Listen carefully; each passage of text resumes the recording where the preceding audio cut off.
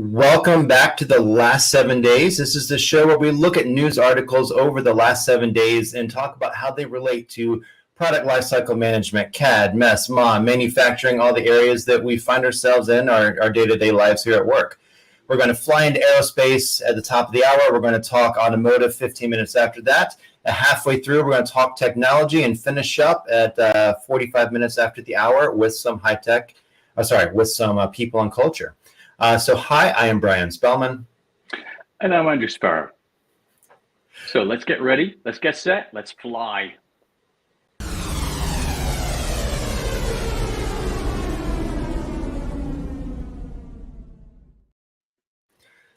And now we're joined by a Bruce whose camera seems to currently be off. I think Bruce, a little bit of lag between here. I guess the internet. So as we're diving into aerospace and defense here, I believe it's kind of, we always heard growing up that you got to be careful because the sky is falling. The truth is that might actually be happening in 2035. Falling SpaceX satellite pieces can apparently pose a fatal risk for some of us walking around on the Earth. The FAA gave a report to Congress that was just made public this month that said there's at least a 60% chance that satellite shards will strike and kill someone. This report says that 28,000 fragments could survive re-entry into Earth, which they're estimating means that once every 2 years, starting in 2035, somebody could actually die due to that happening, something falling out of the sky. Now, these satellites are intended to last for 5 years before deorbiting, and SpaceX says they're designed to burn up completely during re-entry, posing no risk. The FAA disagrees. SpaceX responded by saying that this report is nothing more than the culmination of several errors, omissions, and incorrect assumptions. They've deorbited 235 satellites and have had no debris discovered. It does feel like a bit of drama, and let's have a go at Elon all over again, doesn't it, really? Although I am fascinated why a satellite would be designed for a lifetime of only 5 years. That's pretty short, especially the satellites we've got up there right now. Some of them have been up there for decades. Yeah, I was wondering about that. I was, and I don't know because I'm not part of their design crew, but I was wondering if it's because of the technology being used and kind of estimating that new stuff has to go up to, keep up the technology curve, or maybe the parts just actually, I don't know, maybe it wears out due to something with the, the sun heat. I don't know, but it was interesting to find out it was only 5 years, which brings up really interesting points. Oh, what's that? I was going to suggest, actually, when you think back to the technology which was around when Sputnik was put up in place, when Saturn V was put in place, the materials have developed in such a way now to be lighter, more energetic, more inventive in the way they do stuff, but inevitably they're more fragile. And yeah, good point. If you're up there, up in space for whether it's 70 years, Soyuz is still tootling around there. The lunar landers are still tootling around space. I think it's just an inevitability of having clever and smarter, but inevitably more fragile fabric.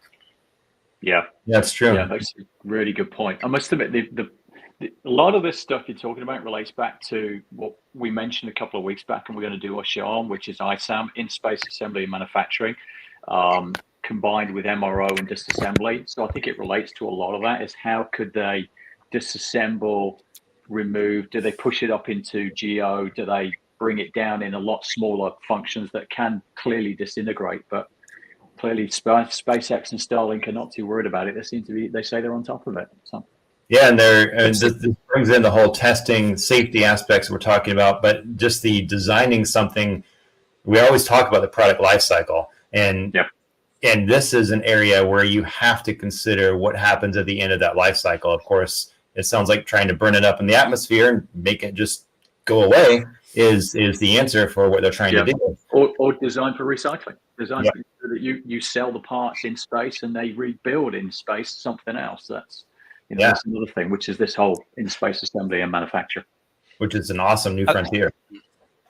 But I think what we're seeing is that there's no clear answer at the moment. Certainly, finance is the main driving force behind it. It's probably cheaper to get something out of the way by bringing it down into a lower Earth orbit. It's Friday afternoon. I'm watching it burn up in space, and rather than think of all the Harry Potter wizardry you can develop in order to dismantle something in space and stick it onto it. We're not talking Lego here, Andrew. We're talking something super duper clever. And if you think about it, it's probably safer to bring things down into a lower Earth orbit and let them burn up than to try tinker around with the millions of bits and bobs flying around. It's the latest one we hear is ClearSpace, and those who follow the space world, ClearSpace is a Swiss company. Switzerland famous for three things: mountain goats, cheese, and dubious bank accounts. But they've now moved into the whole. And being on time as well. Thank you. You were late with that joke, by the way. But they've recently introduced the idea of bringing in their thing called the Space Claw, or ClearSpace, pardon me. It's basically a four-limbed, basically like a big vice, and it's going to grab stuff and bring it down. There seems to be no viable alternative at the moment. Going back to the themes of space tugs a couple of weeks ago, we talked about, and obviously what we're talking about. So watch this space, every pun intended. So have they talked at all about what they're going to do with the waste? How they're going to will they resell it? Will they recycle it? Any indications from them? It's very, very simple. In this case, they've won a contract with the US Space Agency to bring down one of their original launches. It's going to take place, I think, next year. And if you can imagine an enemy, which you see in a fish tank or a pool, you're rather having multiple tentacles. It's got four. It goes up, grabs you in that bear hug of astral affection, and then brings it down. And the whole thing's going to burn up. It's the cleanest way. But it's interesting, going back to Brown's point at the top of this little digression here. Two people, one person every 2 years is going to be killed by a piece of falling space debris. You're probably more likely to die of a gastric infection from a underheated pizza delivered by the local delivery man. So again, whether it's been somebody's trying to rattle Elon's cage, well, over to you, Mr. Bezos. Yeah, it's the usual. It's dangerous to fly. It's dangerous with autonomous vehicles that we were touching on last week. You're right, absolutely. So I got a bit of stuff going on that I found from the National Business Aviation Association. So during the NBAA Newsmaker luncheon this week, in fact, only 2-3 days ago, a group of panelists from companies that are developing various types of electric aircraft discussed how they see the new technology fitting into today's business aviation ecosystem. So while new electric aircraft have the potential to replace some existing aircraft, they also open up new possibilities that will complement the current market. people unfamiliar with advanced air mobility, the terms electric air taxi is something we've been talking about over the last few years, aka eVTOLs, so electric vehicle takeoff and landing. You might think about George Jetson whizzing around his Orbit Sidio in a UFO-like airframe. So it's certainly one of the major uses. Other things that they were coming up was for the slightly extended range regional aircraft, and starting to look at that, because some of the dilemmas that we have in the CAD and product lifecycle range is, how do you carry such a huge battery? You think of a Tesla S and how much they weigh. Do you then translate that into an aircraft? All of that needs to be considered from a design and engineering perspective. So for me, I don't know what you guys think, but it's going to be a really challenging, never mind regulatory. But what do you guys think from a product lifecycle perspective? Yeah, it sounds like it's, as you mentioned, it's touching regulatory and I guess the physics or the energy and how all that works with taking these batteries up into the air, because it takes so much more the heavier stuff are, because we know designing for flight, you want to be as light as possible in many cases. And so I think you're getting a complex situation there. A lot of this, I'm assuming they have to just dive into the simulation phase, really, and start with a lot of the testing there, because it's expensive to make this and test it out, especially if it's not going to actually work correctly and crash and burn. And it's not traditional simulation, it's software simulation, etc. All those things in there. Yeah, Bruce, sorry.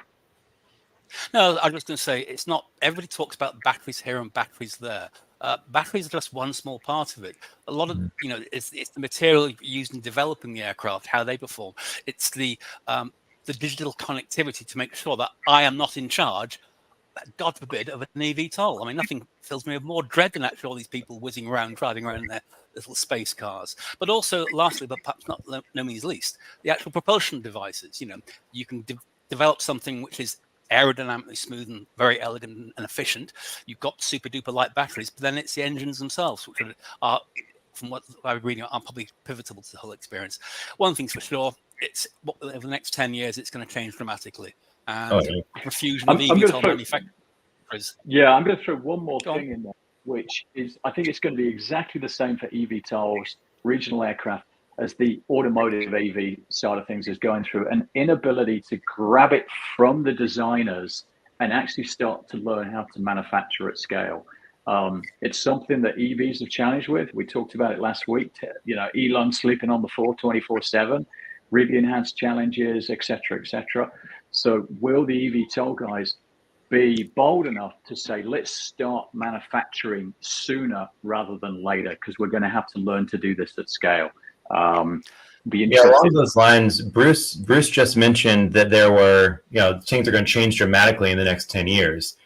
What sort of things are facing not just what we just talked about here, but like the whole A&D manufacturers over the coming years, Bruce?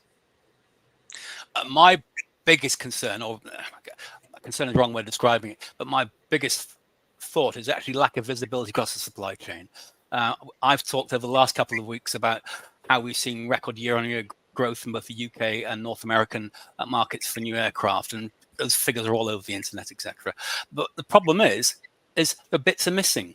Literally, bits are missing. They haven't got enough engines, they haven't got enough airframes, and so you're seeing, I think, the start of a recognition that there is not that visibility from the Airbus down to Bruce's engineering company, who makes a small widget, it goes in the hole, which does that to do that, and that visibility issue is going to be paramount. I mean, I read something interesting on the internet, so it must be true, that a typical US commercial aerospace manufacturer has up to 12,000 tier 2 suppliers. Now, that is absolutely bonkers. Do each of those have clear visibility of how they fit together in this technical jigsaw puzzle?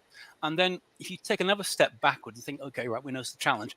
What is the market trying to do about it? And some very interesting stats come out of Deloitte earlier on this year. And they spoke to a vast number of A&D companies, admittedly in North America, but I imagine it's probably replicated over in other parts of the world. And only about 1 in 5 of them saw improving visibility across their supply chain as a priority. That's a bit short-sighted, the pun intended. And Andrew, Yeah, you madness. talk often about localization or onshoring of products back into to shorten the supply chain. Again, less than 1 in 5 of them think it's an issue. And my last point, which I found quite staggering, is that more than a third of them actually want to increase the supplier base as a way of getting around critical supply problems. Now, what for me, and challenge my view by all means, what is coming to point out to me is that there's no clear answer to this. What would be really good to see is initiatives from people like Boeing, Airbus, Embraer to publicly go out and talk to their suppliers and say, we will make our whole process completely transparent, but we all have to use the same kit, talk the same systems, etc., to give that connectivity, which the three of us chat about every single week. And that's happening, and that really is starting to happen. I'm seeing Airbus, Boeing, and Embraer starting to really get hold of their suppliers and say, we need to be collaborating with you at a design and engineering end. We need to remove data silos. We need to get digital threads in place. So they really are. But of course, their mindset is I make billions and billions of dollars, all the way down to the supply chain who says I make a few 100,000. And it's how do you have empathy for my small business, etc. But I think you're right. We have to get this collaborative environment set up for all these supply chains. So you remove the data silos, because if you don't, you're going to have so many quality issues. You're going to have costs spiraling. And that's probably why they also want to increase the supplies. It's what we deal with every single day is integrating these supply chains through platforms, not just at a design engineering, but a manufacturing supply chain side of things as well. Yeah, we're not there yet. We will be in 30 seconds about talking about automotive, but they have shown in that industry how people are adopting the same standards, and it's actually helping all the companies figure out how to make the supplies work with the charging, with the power, with the batteries. And so I think you're all right. Like if we have that happening in aerospace, it's going to really help as we go forward. Yep. And I think just my last point on this is its organizational change is as important, if not more so, than technology. Technology enables 100%. Stuff, but there has to be the motivation to do it in the first place. That's another story. Adoption. Agree.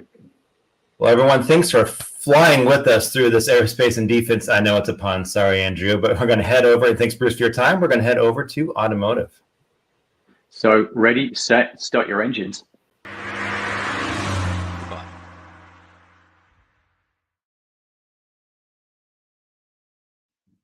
You have no idea how excited I am that Andrew just made a pun of sorts here. This is fantastic. Everybody, welcome to the last 7 days. If you're just joining us, this is the show where we talk about news articles that have happened and come up in the last week that relate to PLM, CAD, MES, MOM, all the stuff that we deal with here at work.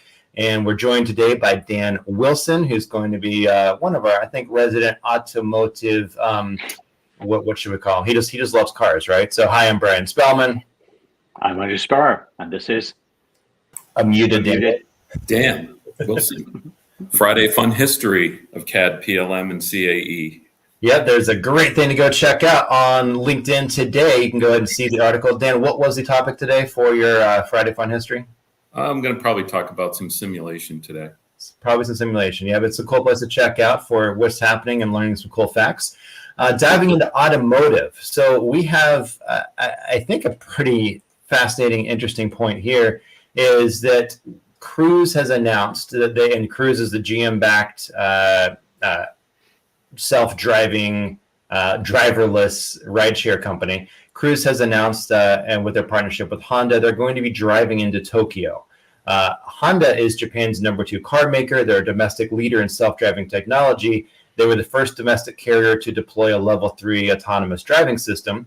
And so Cruise, GM, and Honda are going to be taking all of this into Tokyo, which is one of the busiest cities in the world. So it's going to be interesting seeing this happening on these busy streets. A lot of considerations there.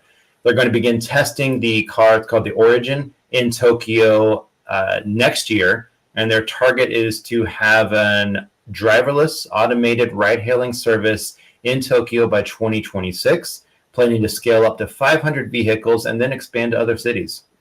One interesting note, kind of scary if you ask me, is the Origin vehicle does not have a steering wheel, which is why it can sit up to 6 people and also be used for home visits. So here you go then. So let's talk impact on product life cycle, CAD, PLM, manufacturing, what do we see? Oh, I mean, I think the idea of designing a car without a steering wheel is pretty, that does change a bit of your process because that's a huge functionality in a car, right? So that's all going to be automated. But I think this whole idea, I mean, this really touches on the entire critical thread.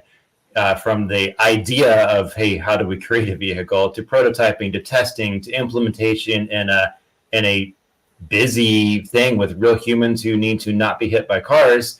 You got to worry about eliminating your bottlenecks in this whole process. You got to get centralized tools to get it done. You've got testing, figuring out the algorithms and the logic. And then I know they've started testing this in a couple cities in the US, but nothing quite as busy as Tokyo. I think we've seen some interesting things of, even some car jams down in Austin where the automation of the algorithms for the logic didn't quite work right. Yeah. There's requirements. I mean, we talk about requirements management. You've got to have requirements with safety, with governments, with tons of stuff. Safety. Did I mention no steering wheel? What happens if this thing goes out of control? I now want to come in here because I think this is something that's been missed. But again, the market is a market. So, you've now got electric vehicles. You've now got a steering wheel being removed. What a design opportunity that is. Suddenly you can redesign the entire interior. You don't have a big ICE on the front. You've potentially got a battery beneath. So we could really revolutionize the automobile. But let's be honest, other than a bit of a cyber trucky thing going on, there's not been a lot of revolutionary designs coming along. And I think, honestly, because you need to appeal to the customer. If you come up with something that's so weird, it probably isn't going to sell, just because we're a little bit conservative, aren't we, all those kind of things. But I do think lack of steering wheel gives a massive CAD opportunity, redesign opportunity. Yeah. And the best appealing thing about that, in my opinion, is you're commuting to work. If you don't have to drive, you can sleep. You get an extra, 30 minutes of sleep on the way to work. Love that. Not the sleep. People are doing that in Teslas already. yeah, you're right. Yeah. But if there's something that you find you feel like you're maybe not going down the right map, the track or GPS, because if I'm in a cab, I do a GPS just to make sure that my taxi driver's going the right way, right. Charge me more. Oh, you're the nightmare passenger. So, no, you we really knew that. If you feel like you're not going the right route, or if something's happening in the car, you can't take the wheel. Exactly. You do that in London with a black cab, and don't forget they have the knowledge. So their job under the knowledge is to learn every single street in London. And you sit in the back and say, "Oh, you should have gone left there." They might say, "Hold on, let me just pull over." Now, if you open that door, get out. No, they're not. Actually, they're really good. They're really civil. Anyway, it took a problem for me to do that, so there was an incident. So that's a discussion for another time. You're just not anal in the back seat. Then you're not the backseat driver. Then okay. We've talked about innovation with this whole design, the origin. I hear that Dan's bringing some other interesting innovations to us in some news. Yeah. So interestingly enough, excuse me. Kia announced this week that their latest EV concept cars, the EV3 crossover and EV4 sedans, are going to showcase an interesting interior design and manufacture using a combination of, get ready for it, fungus root and ocean trash.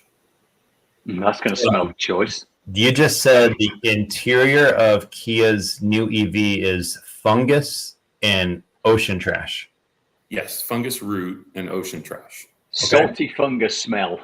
No, I'll have lemon, please. So I'm thinking there's a little bit of plastic in this. Because most of that ocean trash down is the beaches, collecting it up, all that kind of stuff. Yeah, and it's a push. Kia is kind of like rebranding here for eco-friendly materials, and it hopes to show a more eco-friendly brand image through interiors using these natural materials. So how does this idea, I guess this is playing into their supply chain and where they're getting their materials from. Yeah, that's super interesting. And then so they're tying in, I guess, sort of maybe it's recyclability, sustainability, all of that integrating into their product lifecycle. Yeah, my thought is maybe, when it gets to the end of life in, say, like a what we call a junkyard here in the U.S., that it will biodegrade better. Oh, hopefully not while you're driving. Hopefully, yeah. Right, Yeah. right. Who's to know, like, what it's going to do, how it's going to break down over time as you drive these.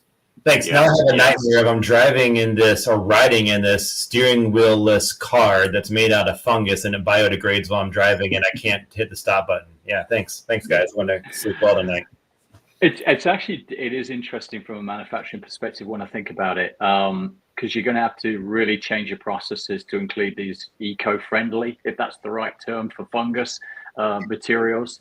It's definitely going to impact efficiency. It's going to impact cost. I would imagine that cost may go up, knowing anything eco gets expensive, doesn't it?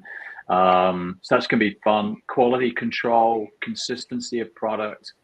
Got a lot of challenges in that PLM manufacturing space that will need to be considered and integrated into your systems as well. So big stuff. Yeah, and how we can tie this back to PLM and the digital or critical thread. Kia Motors, my thought is they're really embracing changes in order to play a leading role in sustainability, right? And compliance. It's evident with the innovations that they're putting throughout the global auto industry. Got it.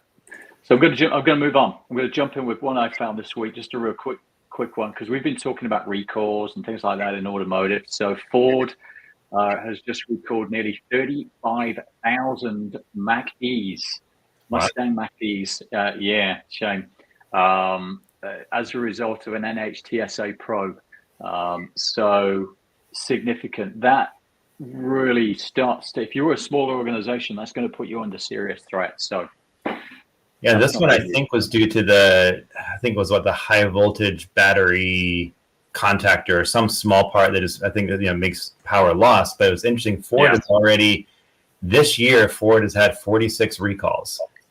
This year, like that's, and we talk, about how many recalls actually happen in automotive, and I never realized it till we start bringing it up on this show. But that affects hugely, your PLM and life cycle. But even worse is Dan's next item here, as far as a PLM, how PLM can affect your company. Yeah. So Volta files announced today. Announced this week that they filed bankruptcy due to supply chain issues. Volta Trucks. Yeah, they're Volta Trucks. They're an EV developer. They'll be taking steps to file for bankruptcy in Sweden, and in turn, that also affects jobs. So around 600 auto jobs in the UK will be at risk. Wow. Yeah. So I've got a view on this one, which I'm going to share in a second. But what are you thinking went wrong with the product life cycle? What happened?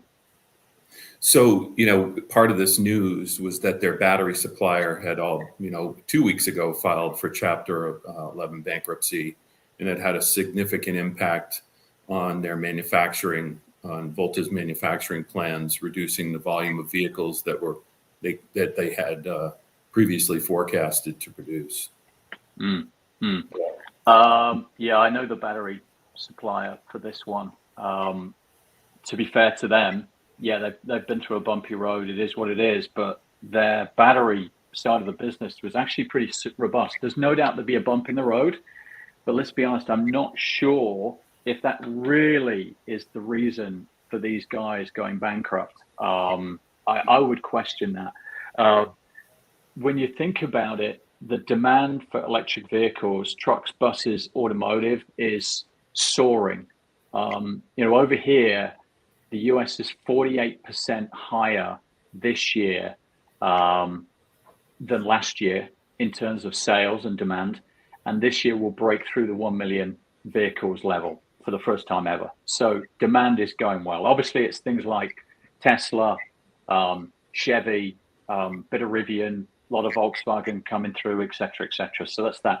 But honestly, I've looked. We've spent a lot of time around EVs. It's what we do. We're in that CAD PLM. We're in that MESMOM space. I think the one thing we know is that you do not bring through an electric vehicle unless you've got deep pockets. Look at Tesla. They were between $1 and $2 billion, wide range, but certainly not hundreds of millions.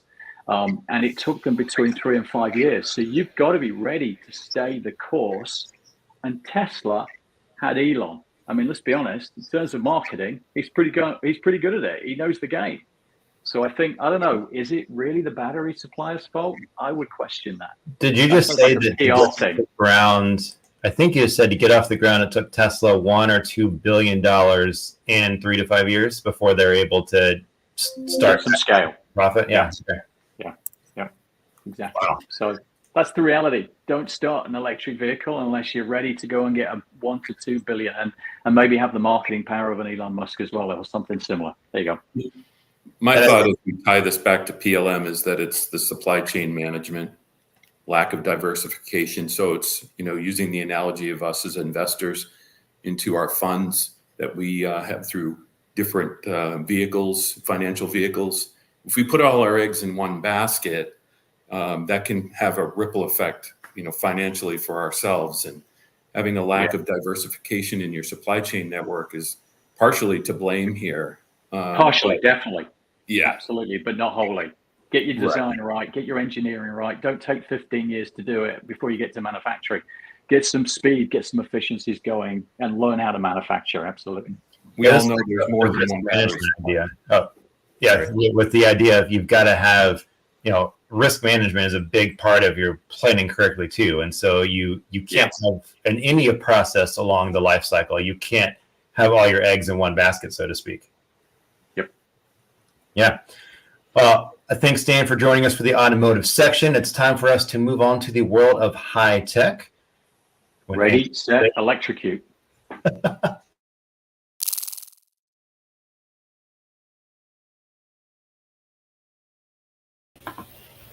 Andrew, I'm pretty sure electrocution is one of the problems that makes cars get recalled, so we didn't want to go there. Thank you. Everybody, welcome back to the last 7 days show where we talk about news related to stuff happening in our world with PLM, CAD, manufacturing, et cetera, et cetera, et cetera. I'm Brian Spellman. And I'm Andrew Sparrow, and this is Joseph Arevalo. Hello, everybody. And if you're just joining us, you should have come 30 minutes earlier to find out some interesting news, but thanks for joining us right now. Starting in high tech, we've got an announcement from Amazon that they're going to be having drone deliveries in Italy and the UK starting in 2024. They announced on Wednesday that they were planning to start delivering packages through drones in Britain, in Italy, and at a third location in the United States as part of their efforts to expand the airborne delivery program. So if you live in any of those areas, you can opt into this service in 2024. Nice. So got it. How's that kind of impacting CAD PLM? Any thoughts? Yeah, so there's a whole logistics issue here. If you've got to integrate the drone deliveries, well, I guess we should start by saying we all know that Amazon's product isn't a physical product. It's figuring out how to get various products to people, like their service is a product delivery. So there's a lot of logistics in how you do that, with the dropping off the packages, picking them up, getting stuff in warehouses and all of that.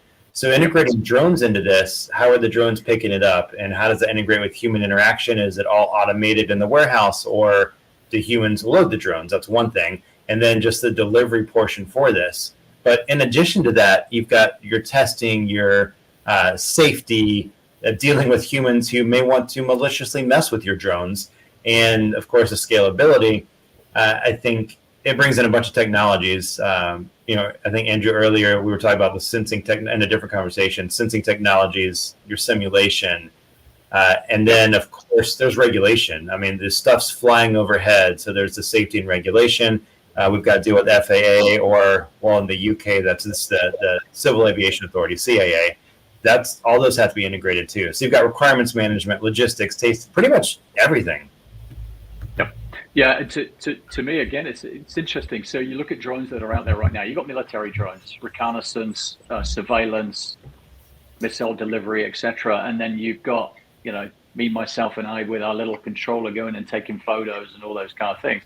But I've not come across anybody who's produced a drone yet that has considered the payload capacity, the safety features, the aerodynamics that are going to be associated with delivering a package. You can't just tie it to the base and send out your regular. You've got to have an entirely differently designed drone. So it's going to be really interesting to put that into the whole CAD system and get that done. Simulation you mentioned, upon simulating delivery routes. You've got to consider, how do I get through high rises? How do I get over mountains and hills and whatever else? I'm presuming they don't deliver to condo blocks at the window. I mean, maybe they do. That would be great. Open your window, Yeah. get your. Yeah. Then you've got service. You've got Uber Eats. Oh, yeah.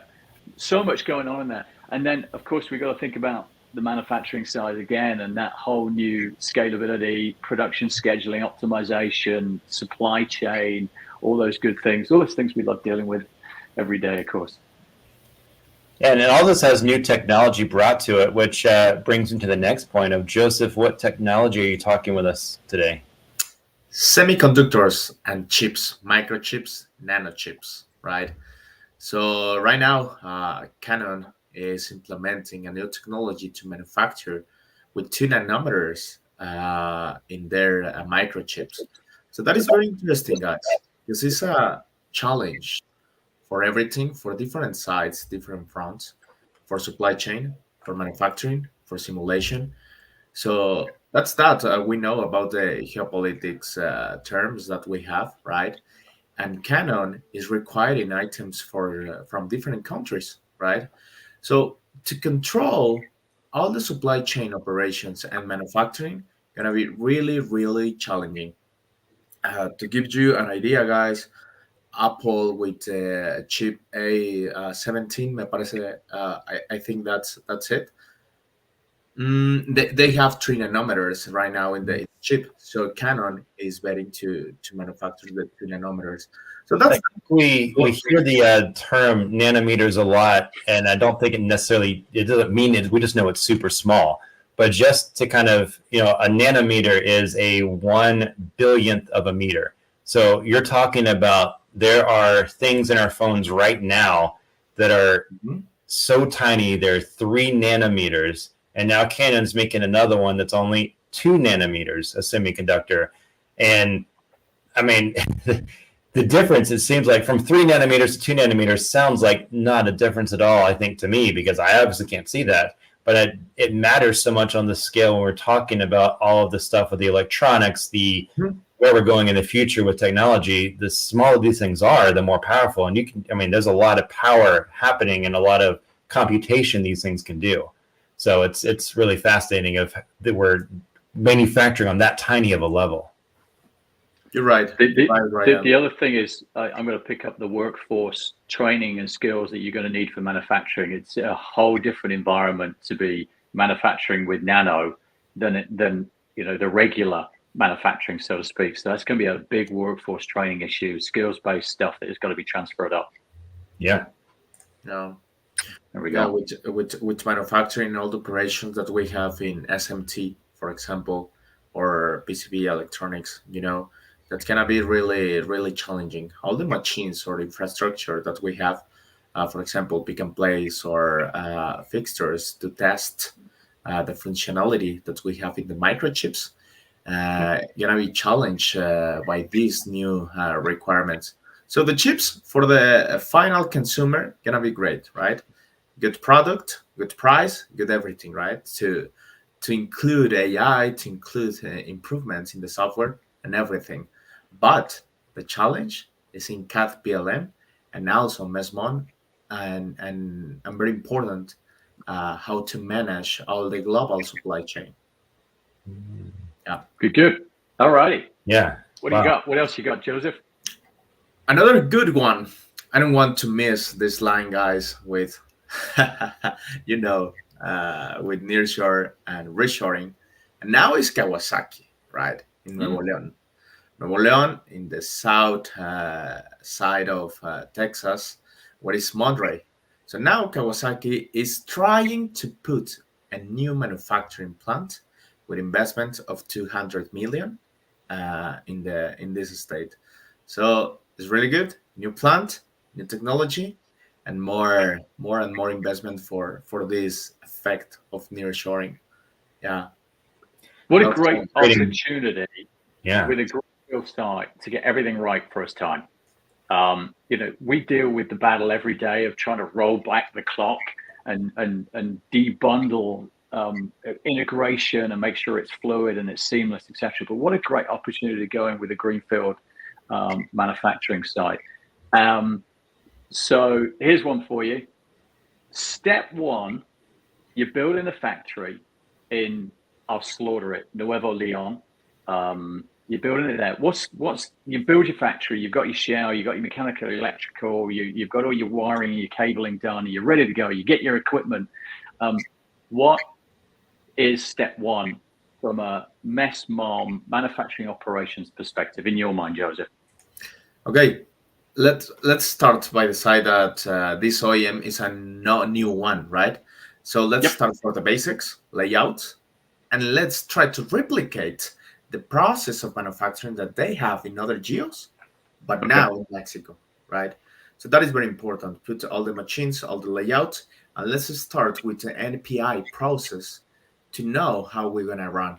Eventually, once we run a pilot or something, we can go for the improvements with MESMOM, because it's really, really important. I'd step back. The first thing I would do in today's world is environmental health and safety.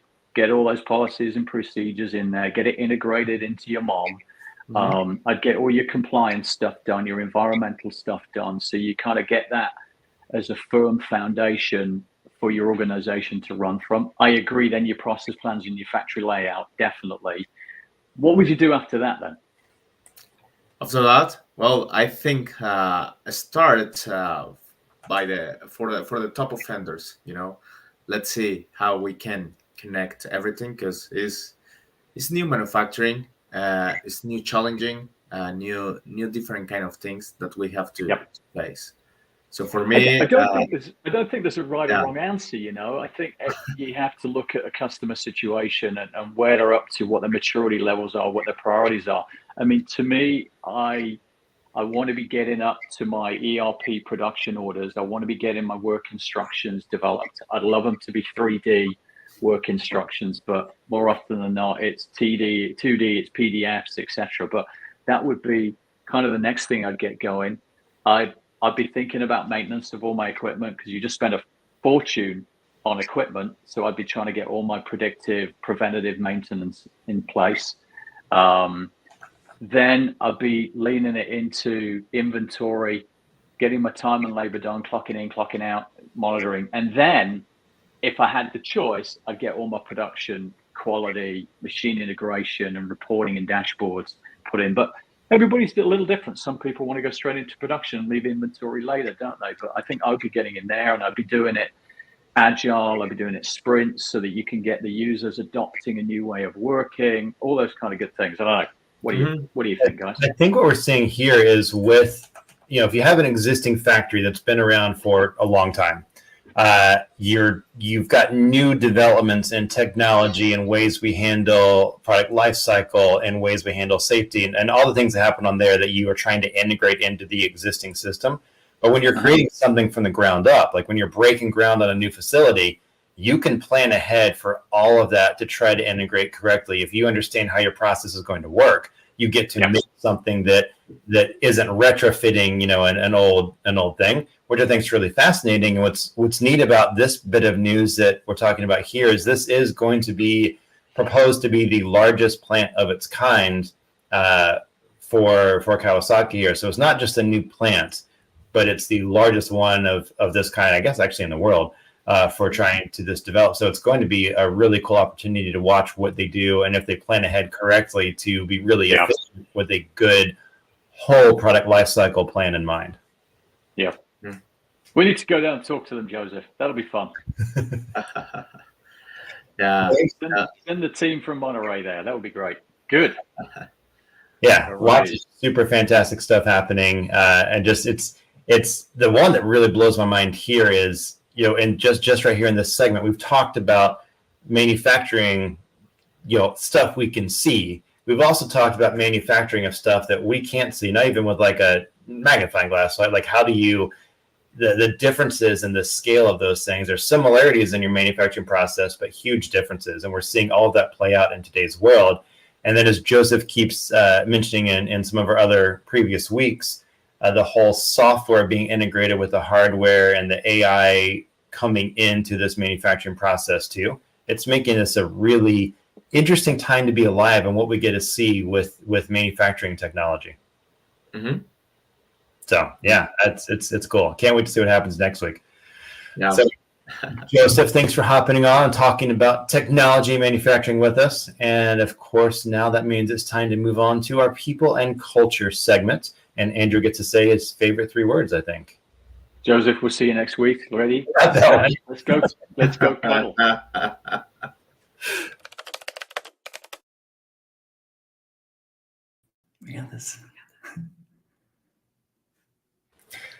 Hello, everybody. Welcome to the last 7 days. If you're just joining us, this is our people and culture segment where we talk about people and culture, tying it all back to PLM, CAD, MESMOM, the industry we're all dealing with day to day. I'm Brian Spellman. And I'm Andrew Sparrow. And that is...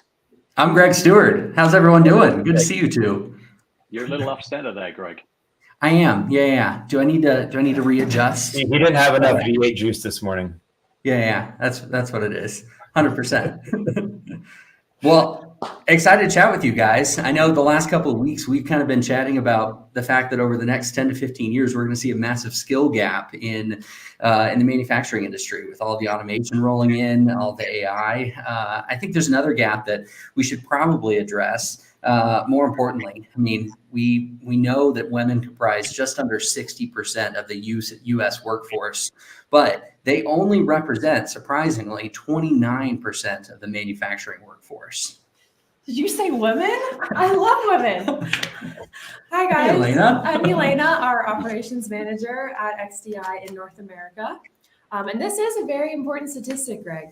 There have been a ton of organizations around the country that are helping get women more immersed in the manufacturing space, such as Women in Manufacturing Group. They actually just hosted an event this past week. I have a ton of colleagues that are in this organization, and they host events monthly, maybe even weekly, to get women more immersed in the space. There's also the National Manufacturing Association, also known as NAM. There are also many companies are trying to work on advancing gender diversity within the workspace, and as well as a lot of women are drawn to companies that have a community engagement aspect to them. Women like to work in workplaces that extend their impact beyond their daily tasks. So for companies that have fundraising events, charity events, just anything that gives back to the surrounding communities as well. So it's interesting, and I think it's a cultural thing. I remember I went to an Industry 4 conference back in 2017, I think it was, snowy England, and they brought a representative over from Bosch, and this person came out, and most people were struggling because it was all about IoT devices and digital twins. And most people in 2017 was like, that's a dream. Things have changed. But then I never, ever forget, this person stood on stage, pink hair, and the audience was transfixed by her. This was a plant manager from Bosch. She was dynamic. She was passionate, the enthusiasm. And I just thought, wow. And I kind of grabbed hold of her when she got off the stage. I said, you need to come and work over here. We need more of you. But I think in Germany, they seem to have not got this same issue. There's so many more females involved in engineering and manufacturing, and there's so much passion. And I think as we go forward, if there is any gap between what a man can do and a woman can do, and most people always come back to, physicality and strength and all this stuff. If that was the case, then just imagine we've got cobots coming in now. We've got these collaborative robots where you can strap up and go lift anything you want. I mean, I think even that gap is being closed dramatically now. And I think the difference that females can bring to engineering and manufacturing is amazing. I mean, right out the gate, women are far more prevalent consumers of products than men. And therefore, shouldn't we really be listening at every level to the women about, what's right, what's wrong, even design, never mind manufacturing? There's my 2 cents. So I think it just makes total sense. We need to get more in. How do we do it? How do we get the enthusiasm? How do we get the training, to bring more women into this whole area when there's such a skill shortage, period? So the most important thing I think we just learned on this news show is this just in, straight from Andrew Spiro: you should listen to the women in your life. That's an important news item. But we do, seriously, we've got, I think, in the workforce, over 50% of the workforce are women, but in manufacturing, it's only a third are women, at least over in the US, which is interesting and brings us, I think, let's talk about the HR aspect of this. Is there some sort of recruitment bias that companies deal with just in hiring and why we're seeing this happen?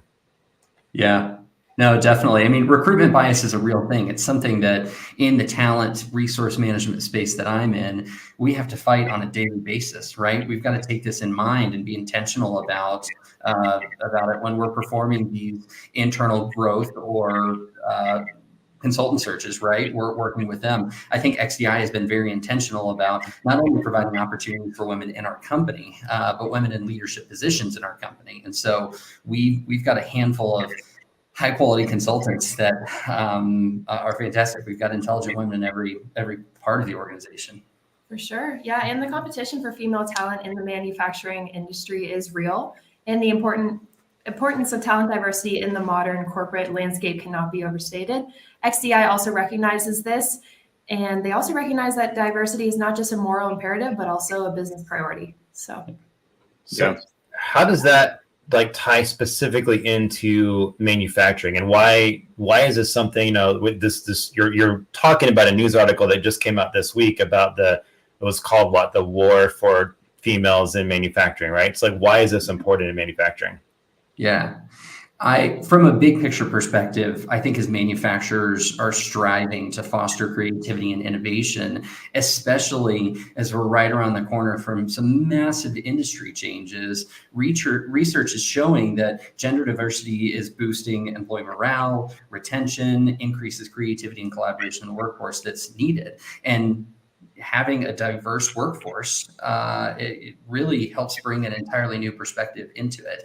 To Andrew's point of the majority of consumers are women. And so, it's just something that we cannot, as an organization, as an industry, avoid looking at going forward. For sure. I got one for you. I got to interrupt. I just did a quick Google and I wanted to see what difference bringing women into manufacturing, and the list is really long.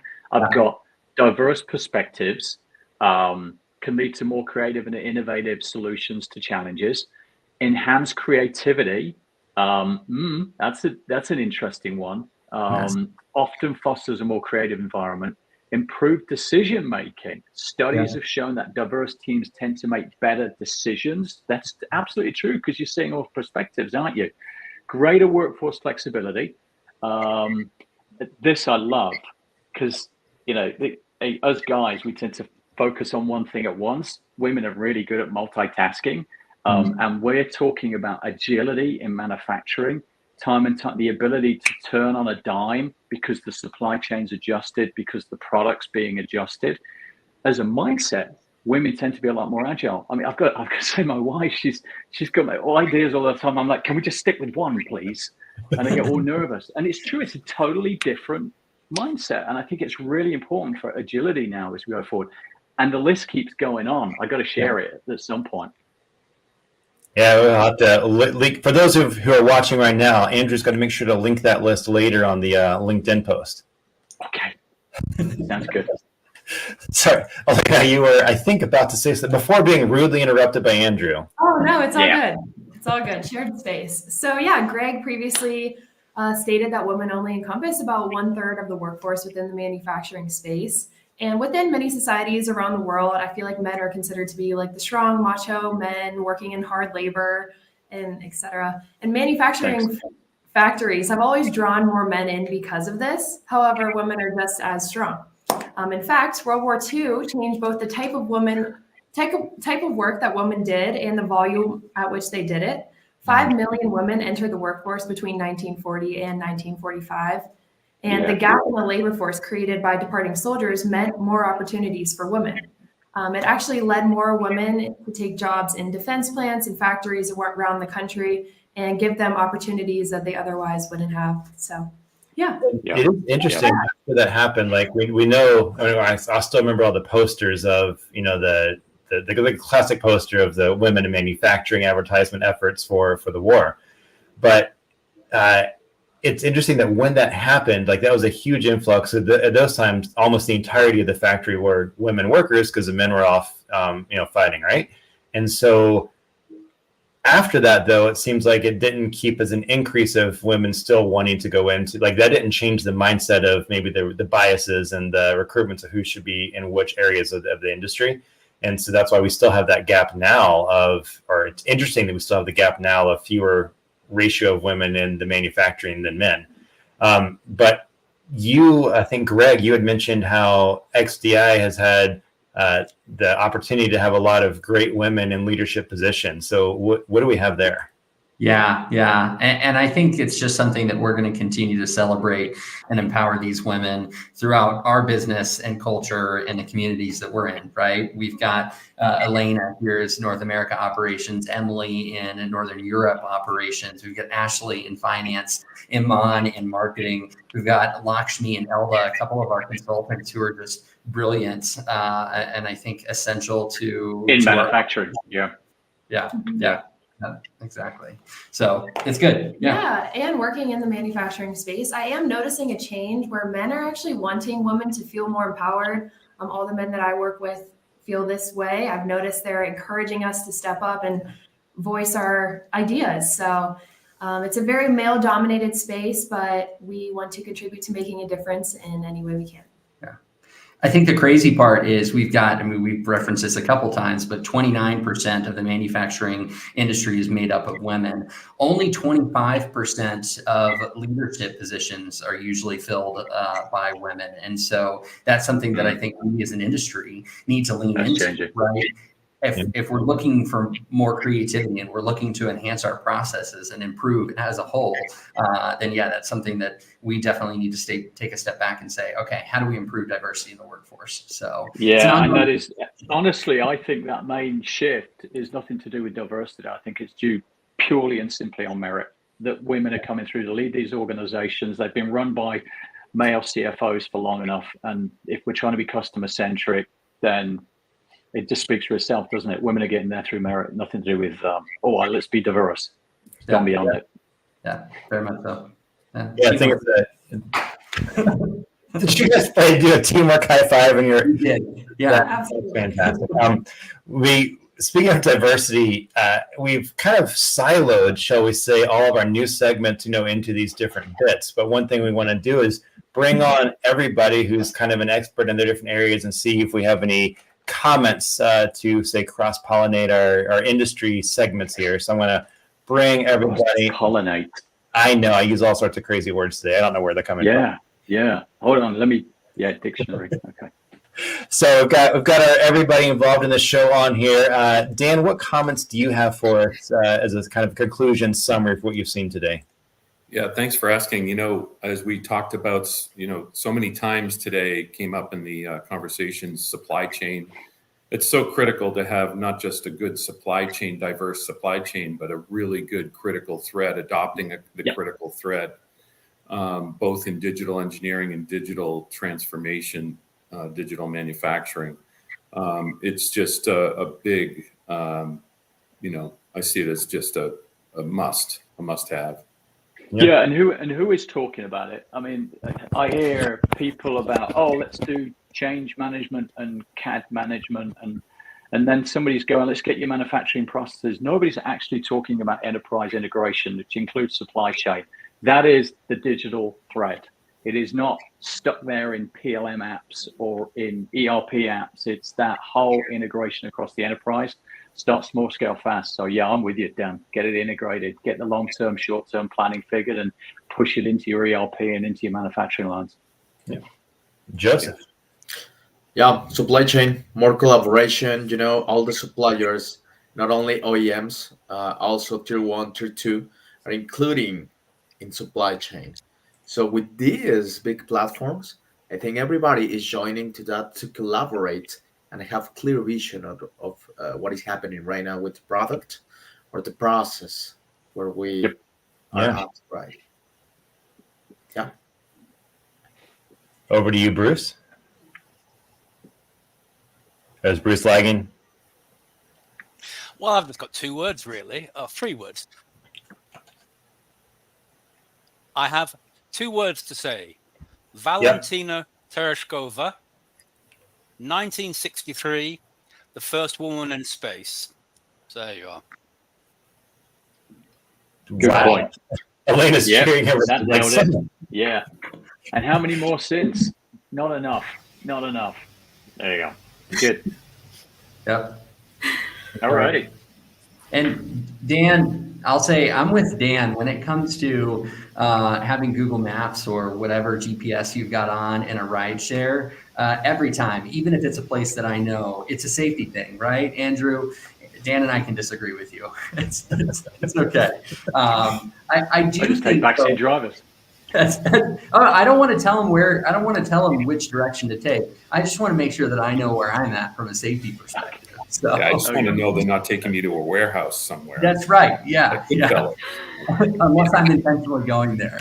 I do think though that when it comes to the self-driving automated car, dreams. Dan, you were talking about getting rid of a steering wheel, right? And I think for me, I sit back and go, am I personally, as a consumer, ready to get rid of a steering wheel? Part of me, because I like having the GPS on, part of me is like, I want the control, even if it's fake control, right? If it's like, hey, I want the ability to, swerve the car out of the way if something a ladder flies off the back of a truck. Some of us are control freaks and some of us aren't.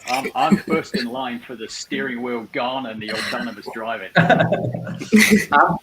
I'm first in line of make sure the steering wheel still is there and still works. I'm not sure if I'm fully ready to relinquish that control. Cool. Those who are the astute observers of the show may notice. And Bruce has one to add. Oh, what was that? Sorry. Go ahead, Bruce. Nope. I think he's having lag issues, Andrew. I was just going to say, and I'll leave a space, that again, aerospace led the field with getting rid of the joystick, fly-by-wire technology, and making it safe. Yes. We got you. I think what I'm hearing is that Bruce definitely thinks aerospace is better than all the other industries. Those And who he clearly is in space right now. The lag is major. Those who have watched this show all the way through may notice that there is another face on the side of our screen over here who is on every show. You just normally don't see her because she's working behind the scenes to make stuff happen. So, Aman, what do you have for us? As far as what you Hi, see? everyone. Yeah, so I guess today is the day that I switched from lurking backstage to actually joining you guys live, which is very exciting. So I would like to comment, Brian, on your discussion from earlier with Elena and Greg about the statistics. I mean, the statistics show a gender disparity for sure. The numbers are kind of disappointing in the field, but I honestly think that the change starts from within. It's crucial for companies to actively combat recruitment bias and promote gender diversity, not just talk about it. We should just remember that diversity drives innovation, and together we can build a more inclusive and dynamic future in the tech industry. That's you know what? After that, I think there's really nothing else to say other than Conclusion. great conclusion. So, thanks everybody for joining our show today, and we'll see you all next week. Have a good week. Bye-bye. Bye. Bye, guys. Bye-bye.